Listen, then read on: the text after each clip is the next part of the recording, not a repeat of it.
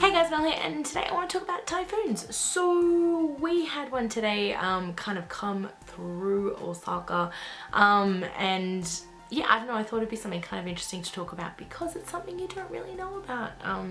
You don't hear much about it until you're actually in the country. So particularly kind of towards the end of summer, so August and especially in September, typhoons are very, very common occurrences in Japan. It's come a little bit earlier this year, which is not surprising considering how weird the weather has been this year, but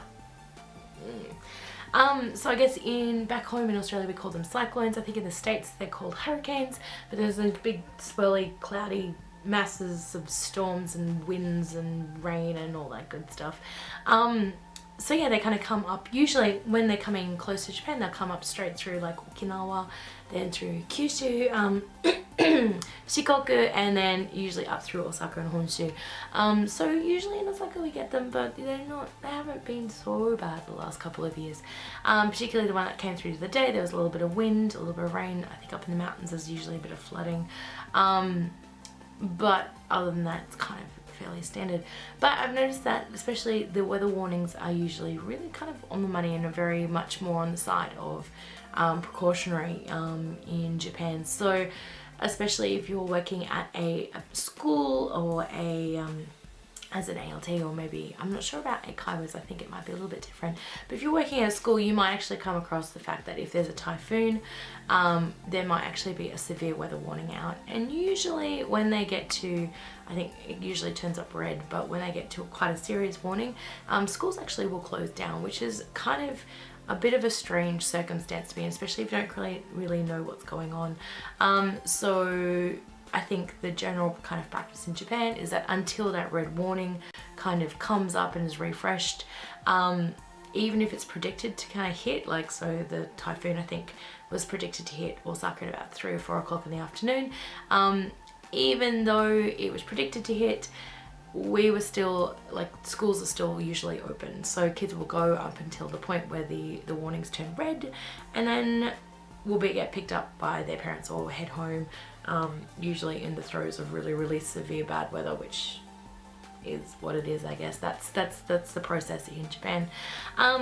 So, and it can also happen the other way. So sometimes, you know, in the mornings, schools will be closed, but then they'll open up in the afternoon, and everybody's kind of expected to go. Usually teachers, I guess it just depends on the company that you're working for or the school that you're working for. But in my experience, usually teachers are still expected to be there. It just depends on what's going on.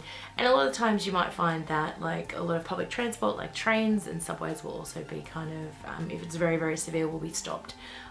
So if there's kind of these kind of weather things, like I definitely would recommend checking out the what is the Japan kind of weather service. I'm gonna check a link to it down in the description below. It's got a really good English website which gives you all this information in English, which is really handy to be able to kind of track and keep an eye on, especially if these kind of big events happen.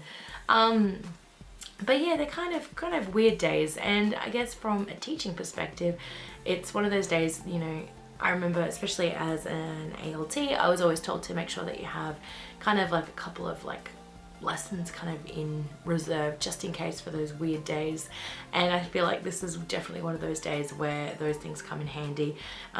A lot of the time the kids aren't really feeling it for school, like if it's all kind of a bit complicated and confusing, if they've kind of had to come in from home or they're going to go home from that point, then you know things are kind of a bit chaotic, and so having those kind of things in, you know, those lesson plans kind of in reserve are really, really handy.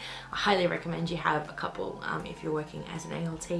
And even if you're working in a company or as another type of teacher, just I guess being prepared and being really flexible, talking with your partner teachers and that, it really, really helps just get through that kind of awkward, a little bit confusing, a little bit, you know, messy kind of day.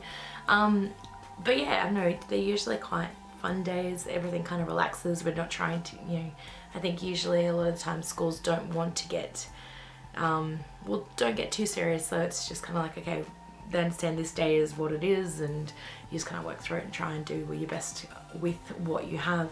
So yeah, I don't know, that's my kind of experience with typhoon days, I guess. It's always very strange seeing the subways, if they're starting to close, people will be rushing, they get really, really busy. So if you think that your train line's going to shut down because of a typhoon or because of bad weather, make sure you get kind of, if you can, get in early because they get kind of crazy. But yeah, no, it's just something that happens, and I guess just be prepared for it if you are either moving to Japan or coming to visit during those kind of months. So yeah, I guess that's about it. I just wanted to kind of share that experience with you guys. I really like typhoon days. It sounds a bit weird, I know. I think my first year we had some really like a serious one come through, and my whole area had like flood warnings out, which was a little bit terrifying, because I think if you guys have heard anything about like the earthquakes, and that in Japan, all the mobile phones are kind of hooked up to a national-wide like alert system, and this is for any kind of, you know, disaster situation. So if there's flooding alerts and things like that, your phone starts going off with like this really like intense beeping, which is a bit terrifying. And actually my neighborhood, because it was a little bit older and it was a little bit more, not super rural, but a little bit less city, they actually had the megaphones placed throughout the neighborhood, which were kind of announcing these warnings as well. So that was kind of an interesting / terrifying experience. Nothing really happened for it, but it was something very different. But yeah, anyway, I just wanted to mention that to you guys. But yeah, I don't know, just it is what it is, and that's Japan that time of year. But I enjoy them. I think they're kind of nice days. If you get like, usually you might get a little bit of extra prep time, or you might just get to kind of enjoy a day off. It just depends on your company that you work for. So yeah, I don't know, they're fun little different days, and you can kind of just relax a little bit and do some fun things rather than having to, you know, get exactly what you need to get done on a normal day. So I really like them, but that's just me. Anyway guys, I hope you really like that. Yeah, that's my video for today, so I will talk to you guys very, very soon. Tomorrow, in fact. Until then, bye.